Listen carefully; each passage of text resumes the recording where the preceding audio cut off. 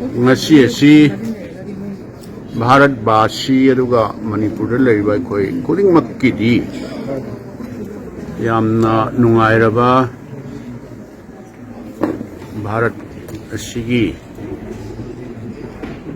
Humbudra Taruk Lakshuba Republic woibagi yamna nungairaba numit haibatare Bharat Basi akhoi kuring makki aduga Manipur laiba akhoi Manipuri akhoi kuring makki yamna nungairaba Humbudra Taruk Lakshuba Bharat Republic woibagi adugumba nungairaba numit ni aduna akhoi Manipur Pradesh Congress Committee na sinwi langbiduna sigumba Humbudra Lakshuraba Bharat ki Republic oirapagi numit adugi nungaiba phongdokpa aduga masigi function asigi maru oibadu madugi akhoi nungaibadu akhoi saruk yajari akhoi mayam hena khangbire Bharat asi matam sangna British na loilam sasan oiduna Bharat asi moina nampuda sasan tauduna Bharat asi matam sangna mayam nadi loilam sasan na hainei adu tauru matungda Mahapurush kaya mana Mahatma Gandhi ji gumba Netaji Subhash Chandra Bose gumba Sardar Vallabhbhai Patel Maulana Abul Kalam Azad Pandit Jawaharlal Nehru na singba matam sangna Bharat tagi British matau karmai taudna tantok sige haibasi taudna awana kaya jenda mapunsi kaya supa laidna Bharat asi ningkha tamnana buhotna bada Bharat laiba praja section khuding magna aina hujik panjagiba Mahapurushing ado adugi lusing makada maruina Congress party gi lusing makada Bharat asi 15 August 1947 da ningkha tame madugi matungda koi Bharat asi Samvidhan semdana Dr. B.R. Ambedkar na chairman oiba adugumba Constituent Assembly amana Samvidhan seme Samvidhan sema matungda koi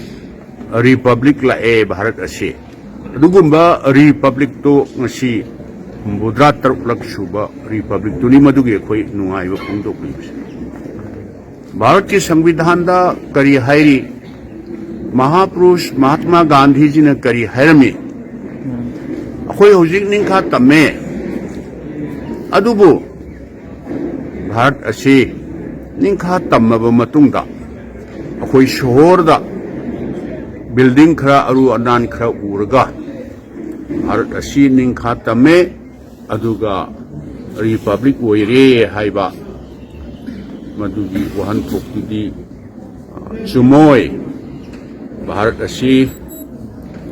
70% henbana rural area da leiba adugumba Bharat asi rural aduga urban sa manana sakhat minaraba matamda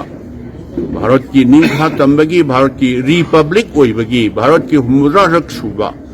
Republic oibagi wahan thokto madu laigadoribani haidra Mahatma Gandhi jina hairami adubu ngasigi Manipur gi leiriba phibam ngasigi BJP na sason toriba phibam sidadi akhoi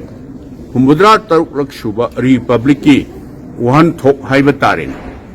madu akhoi da nungaibadi nungairaga akhoi madugi chap chaba wahan thok tudi akhoi Manipur da leiba praja khuding makta ai phawirangani haibasi thajade maramdi madugi maruiba khara haiba tare mayamnadi adum hanjan hanjan palle harkane Bharat Republic oiba duga grassroots ta akhoi Republic oibagi democratic oibagi wahan thok lehensi haiduna thengang kaya da laigidaba let Prime Minister Rajiv Gandhi ji ki matamda grassroots ta nupi da empower pi na koi grassroots level ki local body organization mayam ching sap manana matam chana Samvidhan semdoktuna election tawdna nupi da empower tawba duga grassroots ta leiba praja sing se sidaida अखोई शक्ति PC ना अदु मतमदुदा अखोई भारत की democracy अदुगा Bharat की संविधान अदुगा अखोई लेरिबा भारत लेरिबा प्रजा सेक्शन खुदिंग मक्सी सब मानना इक्वल राइट अदुगा इक्वल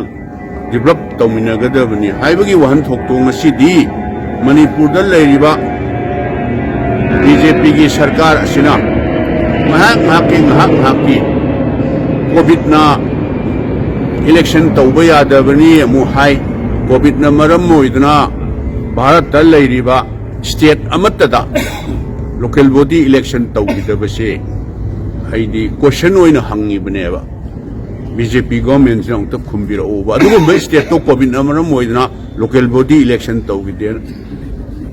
बेंगोल दो यूपी दो असम दो तौदब अमत्तसु लेतिए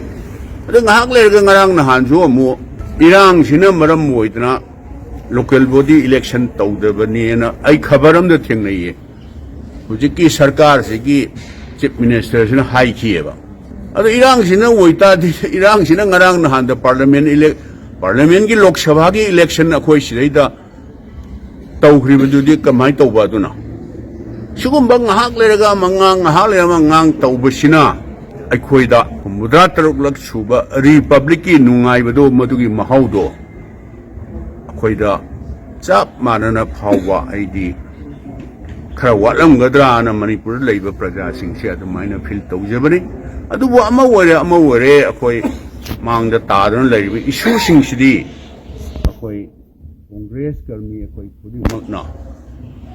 ऑक्सीजन इंजन मानना यूनाइटेडली फाइट तौरगा अथुबा मतमदा अखोई शांति हंजलहनबा